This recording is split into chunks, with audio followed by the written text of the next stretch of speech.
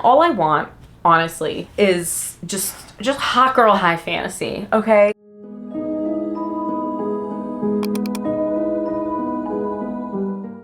Hey, hi, hello, and welcome or welcome back. If you are new here, which so many of you are, my name is Alex, and you are here at the Farm D Reads, where I like to babble and BS about books that I read and very mildly things that are going on in my life. And as I just mentioned, there are so many new subscribers here and like people that want to hang out and talk books and watch me pet cats. Like, that's amazing. So I just want to say thank you so much to all the people that are here because of my last video, which I will link up above somewhere if you haven't watched it. A lot of my newer friends here are following me now because of a challenge that I have started on this channel where I am trying to read all 65 of my unread book of the month books that I have been literally traveling around state to state, apartment to house to whatever for years, and I need to read them and decide what I want to do with them. If that sounds like something you are interested in, please feel free to click on whenever that link popped up. But for today's video, a little late as per usual, but I wanted to do my June wrap up. So I read a total of 19 books and I did not keep up with my story graph this month. So I don't have any of my stats other than I read 19 books. I just kept up with Goodreads. Story graph, I'm just like so muscle memory used to opening Goodreads and getting that like instant gratification of updating a page count or a progress count or like a book read. So I don't find myself updating my story graph on the go like as much as I should, even though I have the app. What I usually end up doing is like before I do these wrap-ups, hey buddy, that's Cash Money. Before I do these wrap-ups, I usually update because I do like the fact that they have all the audiobook versions on there for you to track, but June was just a crapshoot. So you get what you get and you don't pitch a fit, as they like to say in the South. But let's get into it. No further ado. First book that I read in the month, and again, like last wrap up for May, I am gonna do again in chronological order. So the first book that I read in the month of June was The Gifted School by Bruce Holsinger. And if you did watch or are interested in watching that book of the month episode 1 backlist challenge that I've started, this was featured in that first episode. So this is a very slow burn slice of life that takes a look at 4 different female friends that all are intertwined because of their children and the schools that they go to and the programs that they're all involved in, plus their moms are all lifelong friends. And essentially this quote-unquote gifted school is rumored to be opening in their very affluent, very Stepford Wives kind of vibes, I'm sure you can kind of tell from the cover, community that they live in. And the moms all kind of get into it over whether their kids are going to be placed into this school or not. The fun thing about this book of the month challenge, although some of the books that I have, it's like just a slog to get through, this one being one of them. I picked this in July of 2019. Like, it's just crazy to me that how your tastes change in the, you know, if you're a reader. I could not possibly tell you what emotions I was feeling, what state of my life I was in. Anything could be possible when I picked this. Was 2019 when COVID happened? That could have been it. I was working at a big old box chain pharmacy right when COVID hit. So if 2019 is the correct year, that could explain a lot of why I picked this book. I was delusional, so that checks out. Okay, I ended up giving this 3 stars. I will say that I actually was very into it for the first half. It was intriguing learning the relationships between the moms, and you get POVs of the kids throughout the mom's POVs, and I thought that was very interesting to see how the kids were feeling about the situations that we were getting mainly from the POVs of their moms. I don't want to talk too much about this because I had to pull it out of the donate/Pango someday bag. This was a 3-star read. Would I recommend this? No. Unless you're like 35 to 45-year-old mom, probably. Then you might like this, but I don't have any children currently, so this just, it did not relate to me at all. Oh, it was in a place in Colorado, which I did think was very fun and fresh. It almost, my husband and I were just talking about this. I read, this is a sidebar, 3 stars, goodbye. Sidebar, I did just finish, this is not part of my wrap up, but You Like It Darker by Stephen King, the new collection of short stories that he just released. It's fantastic. I gave it 4 stars, but maybe 4.5 because I'm still kind of thinking about some of the stories. Anyway, one of Stephen King's stories in it mentioned the town in Colorado that I literally work in, and I turned to my husband and I was like, this makes me feel like a celebrity, which is the dumbest thing ever, but whatever, it's the little thing. So that book kind of gave me those vibes because it was Colorado as well. But other than that, I am never going to think about it or talk about it to any of you ever again. So that's good for all of us. Excuse, I got my Goodreads up to see where I'm at. Oh, okay. It's my own Coke Zero now, but the ice, there was still some of that nice crushed ice in there. Anywho, okay.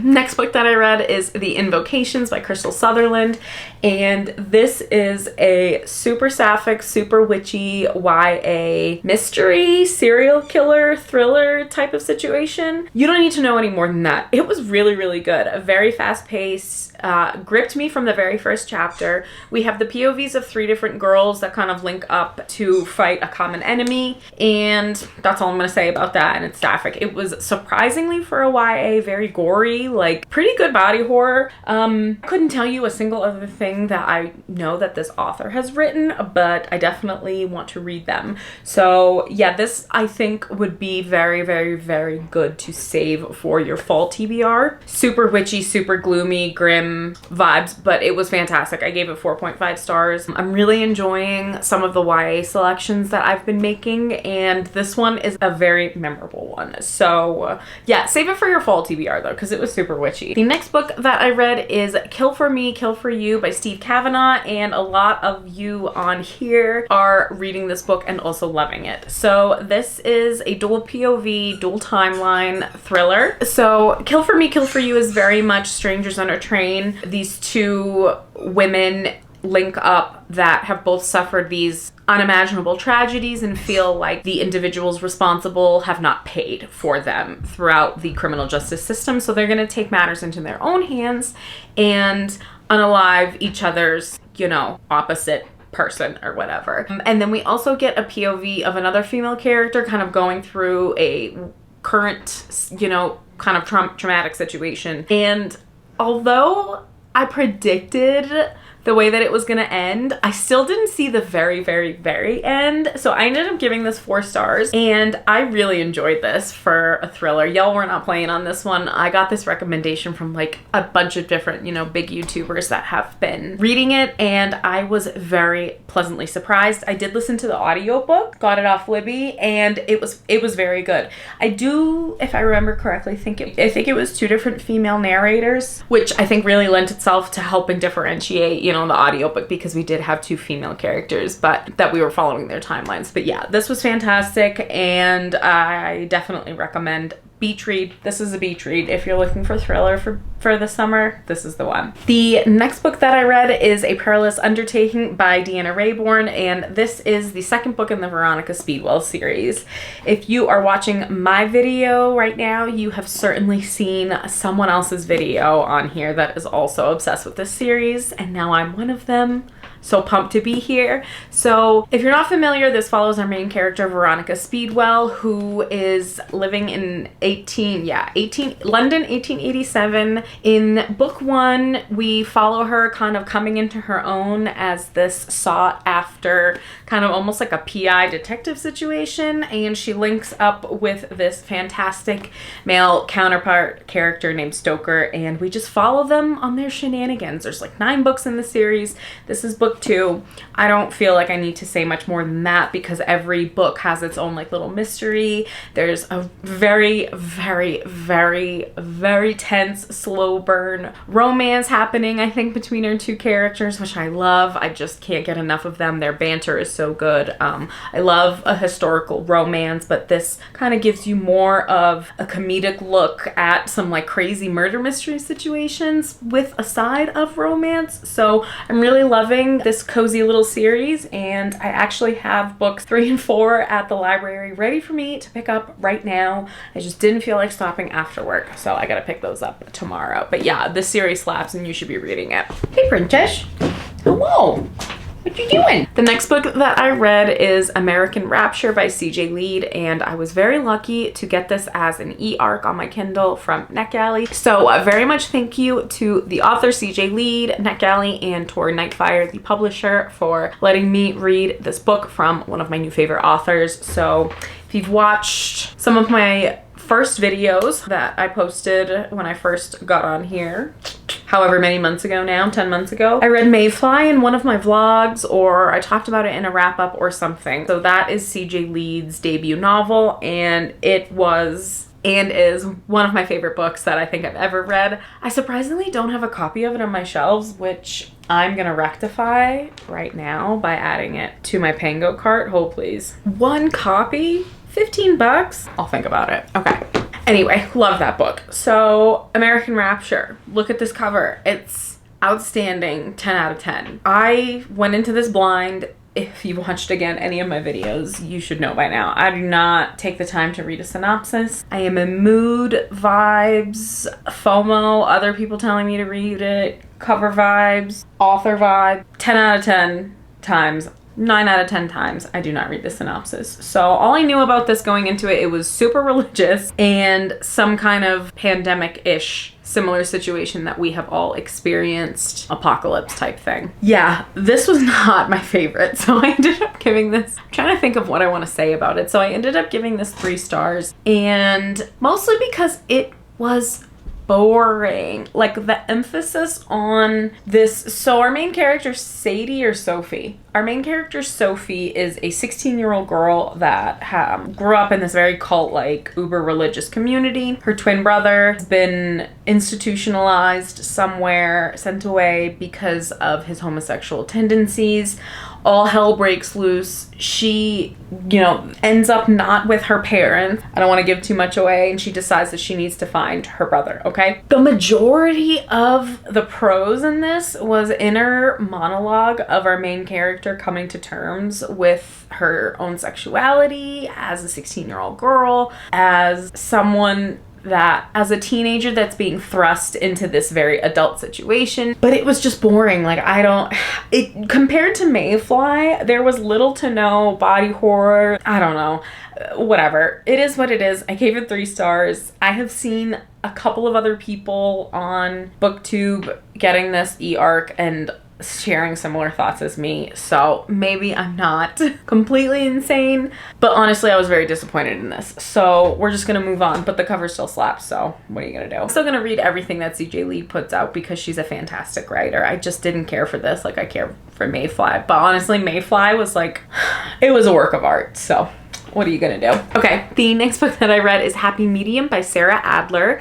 This is a very cutesy rom-com that follows our female main character, who is a con artist that lets people think that she can commune with the dead and see spirits. She convinces rich old ladies that she can commune with their dead relatives and things like that, and steals their money. She gets a job offer to go do that for this guy in this farm that's failing, because the woman that hires her thinks it's haunted. Of course, our main character shows up and then it's this like strapping young farmer and there's cute goats everywhere. I was really, really, really excited for this. I listened to it on audio and it felt kind of flat. I thought it was a little too cutesy for me, and then it didn't add up, because we were supposed to have this black cat, grumpy sunshine situation, but the female main character just she wasn't black cat enough for it to work, in my opinion, as a self-proclaimed one. So that's, you win some, you lose some. I ended up giving this 3 stars. I did enjoy it. I would read other books by this author, but this one in particular, it just fell flat for me. It disappointed me.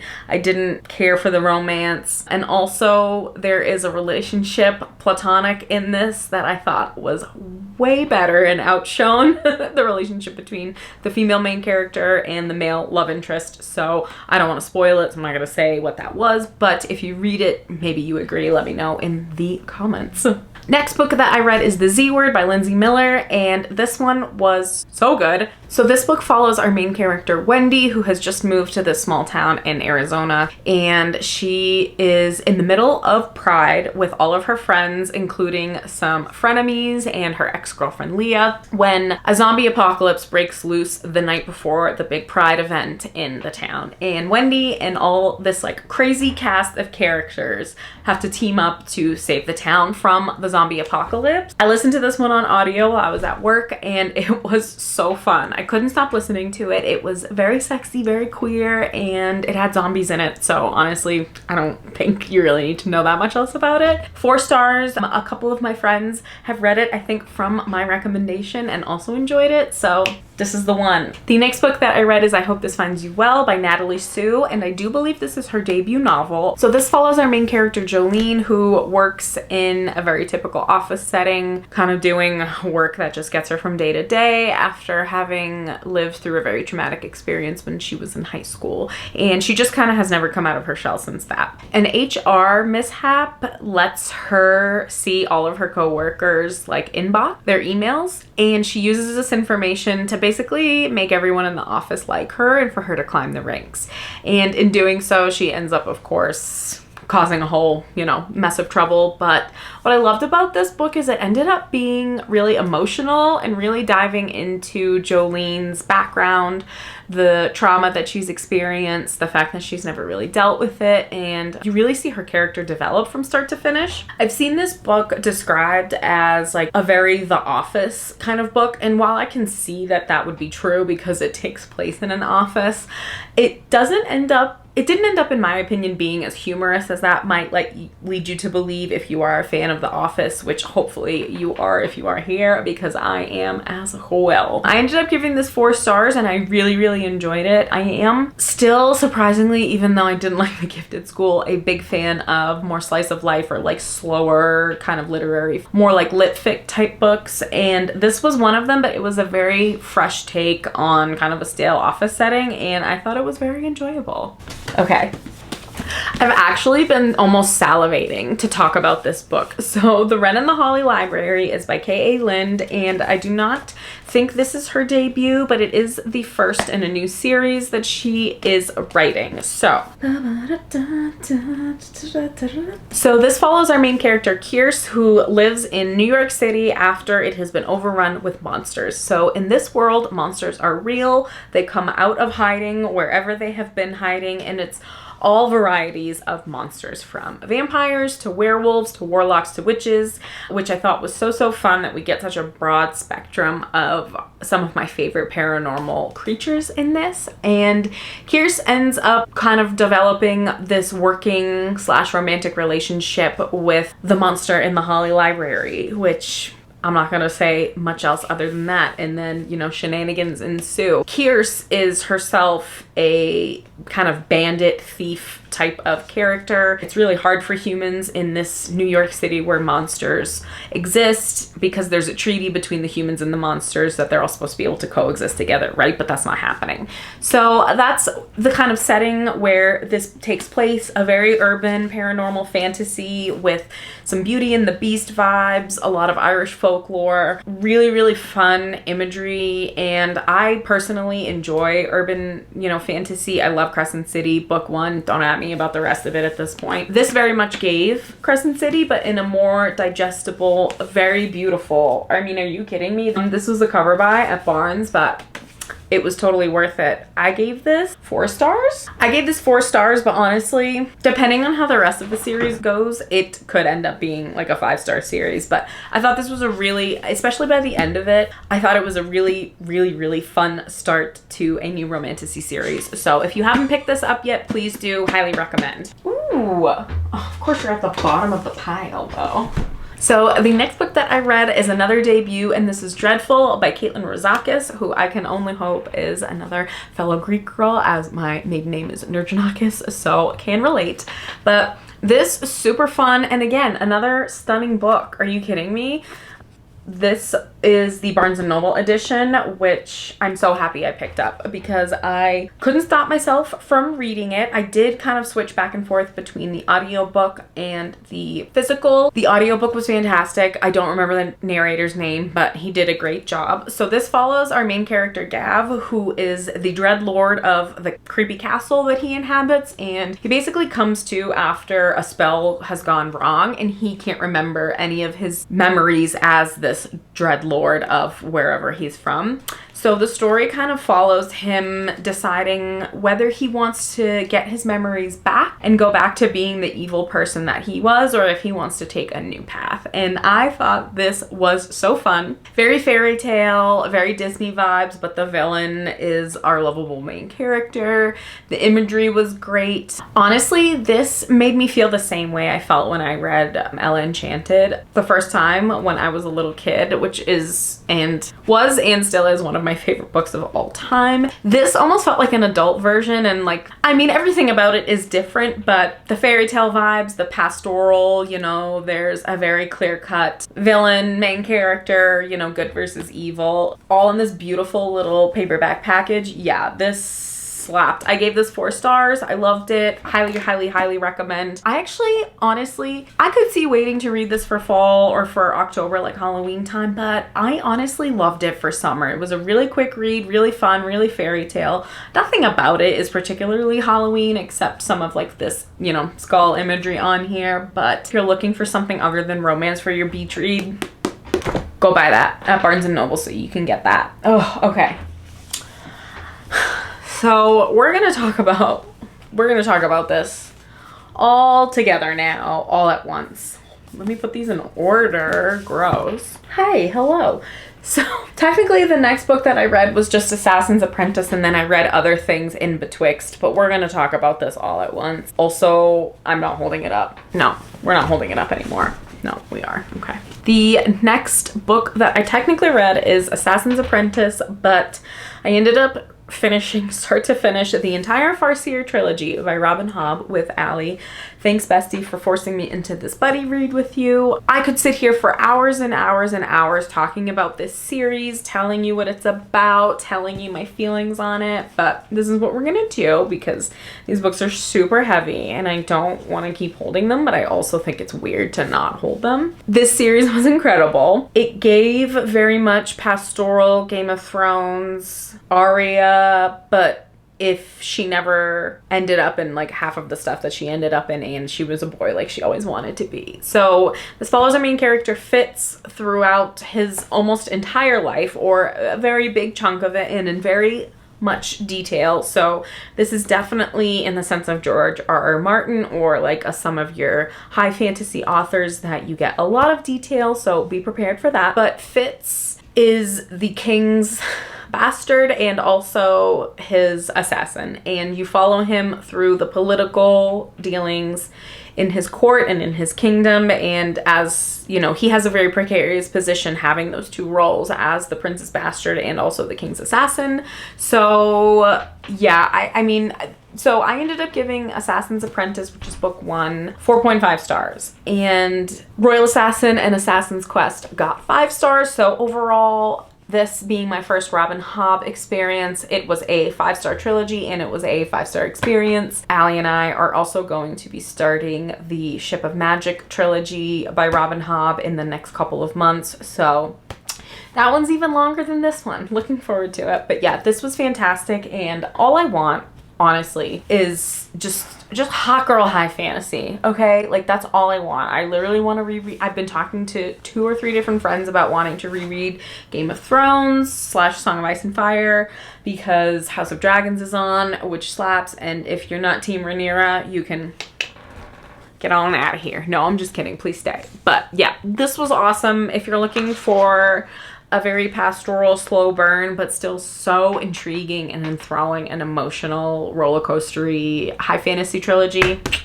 this is the one for you. You gotta move. These camera batteries are not doing well. The next book that I read is A Flicker in the Dark by Stacey Willingham. And this is a thriller that follows our main character, who is a psychologist dependent on her own benzodiazepine prescriptions she's abusing. Chloe Davis is her name. She returns to her hometown after many, many years because it looks like there is another copycat killer killing teenage girls just like allegedly her father did about 15 years ago. So that is where we find this story leading us. I don't want to talk too much about this because I talk about this in one of my other book of the month challenges that is going to be coming up or maybe already posted. I'm not sure when it's coming. I talk about this there, but I did end up giving this 4 stars. And spoiler, I do end up, if you watch my first episode of the challenge, part of it is deciding whether I want to keep the book or not. And I am keeping this because I think this cover is very spooky and cute and creepy for summer. So yeah, I liked this a lot. This was good. The next book that I read is The Paradise Problem by Christina Lauren, and this one follows 2 main characters that have a marriage of convenience from many years ago when they were in college and broke, and now they find themselves having to rekindle their fake marriage to fulfill some promises that they've both made. The girl's gonna get some money out of it and the guy is gonna get, you know, a trust because he was married for a certain amount of time. And they end up finding themselves on this beautiful island for the male main character's sister's wedding. So this very much made me feel like I was watching The Hangover Part 2 when they're in Thailand, but it was with a female main character and a male main character that were also falling for each other.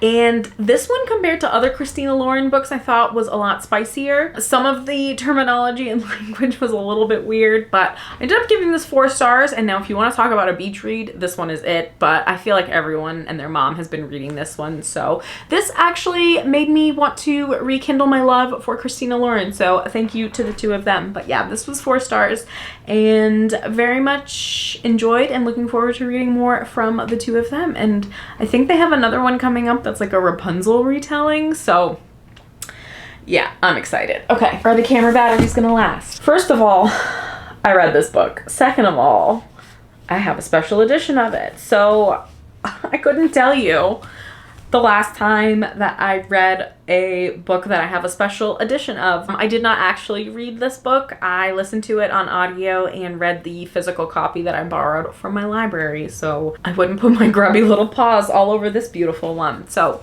I read Evocation by S.T. Gibson, and this is a queer male female warlock mystery romantasy. I honestly couldn't tell you much more than that. It was kind of a fever dream listening to it. It takes place in modern day Boston, but it has very dark academia, secret society elements to it. 2 main male characters. I'm sorry, I'm not remembering names. It's just never gonna happen. The 2 main male characters are both part of one of these secret wizarding warlock societies, and one of the guys is married to the woman that is part of the throuple. Okay. David and then his sorcerer ex-boyfriend Reese, who is married to Moira with his astrologer wife. Okay, yeah. So we have Reese and Moira right here in this stunning artwork. Let's see if we can find David, who's definitely the guy on the cover because he's blonde. Beautiful. Here he is. And here's David in this stunning end paper. Evocation is part 1 of a 4-part series that's gonna follow like the POVs of all 3 of these characters, and then a 4th one that I can't remember, I think got introduced at the end. Anywho, this was great. I loved it. I know S.T. Gibson is very much loved for A Dowry of Blood, which is definitely on my near TBR. In fact, I think I'm gonna try to borrow it from the library because I really liked this, and I'm very happy that I own this special edition from Fairy Loot. So that's 1 special edition down. So my book of the month challenge, since it did so well, I'm honestly thinking about doing it at some point for all of the special editions that I have from sub boxes, which we will talk about in another video, but they're pretty much all gone now. So sorry if you like hauls, but we're going to the library. Okay. A tab out of place? Let me fix this first. Stunning. Okay, next book I read is Not in Love by Ali Hazelwood, which I'm sure if you haven't seen other people talking about it and reading it, you've probably already read it and you want to talk about it, so please feel free to do so with me in the comments because I loved this. So it seems that this one is gonna be Ali's polarizing novel. You guys are either loving it or absolutely effing hating it, and I loved it. Okay, so this follows Rue and Eli, and she is a biotech engineer at Klein, and he is part of a business, but he's the finance guy that basically wants to take over Klein, and in doing so would ruin a lot of the research and patents that Rue has worked really hard on. And of course the two of them are going to fall for each other, but the way that they do so is very interesting. No spoilers here in these wrap-ups. This one was very tense, very traumatic. I think what people are having an issue with is Rue's character, and I actually preferred her character compared to Ali's other characters because I myself am a grumpier, you know, I'm not a, like, if I had to write a book where I was the female main character, it would be Black Cat. I would be the grumpy sunshine, like, no doubt about it. And I related to Rue in the sense that she devoted a lot of her passion into her studies to kind of prove to people that hurt her that she was capable, and like, yeah, her personality is going to be affected by that, right? And I think Ali portrayed her as such. So I'm a stan. This was a 4-star. The Barnes & Noble metallic pink edition is amazing, and this made me enjoy and be excited for Ali Hazelwood's STEM writing all over again, even though I loved Bride, which is her paranormal foray into paranormal. So these tabs are all messed up because I read this. I went to Bentonville, Arkansas for work training, and I finished this on the plane and then smashed it into my luggage like an absolute psychopath. So sorry I did that. Okay, almost done. So the next book that I read is The Ayres by Rachel Hawkins, and this follows our, hey princess, this one follows, oh gosh, I can't even remember.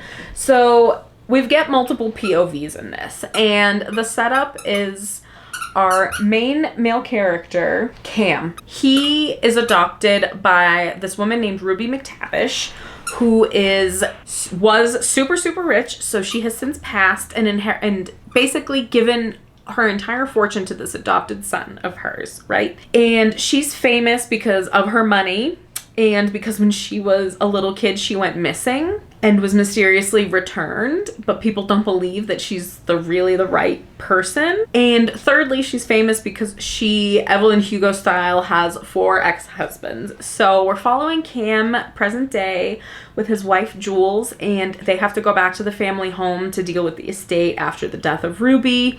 She's got a sister who has kids and grandkids and cousins that are all cutthroat to get this money and this house in one of the Carolinas. So I started this on audio and I was really enjoying it, and then I finished it on Kindle and it kind of fell flat for me by the end. I felt that it ended up being a little bit predictable and also kind of like ripping off 4 or 5 like popular things, like definitely Evelyn Hugo, and it gave me, shoot, I can't think of the vibes. I don't know. It just felt like it wasn't original, perhaps.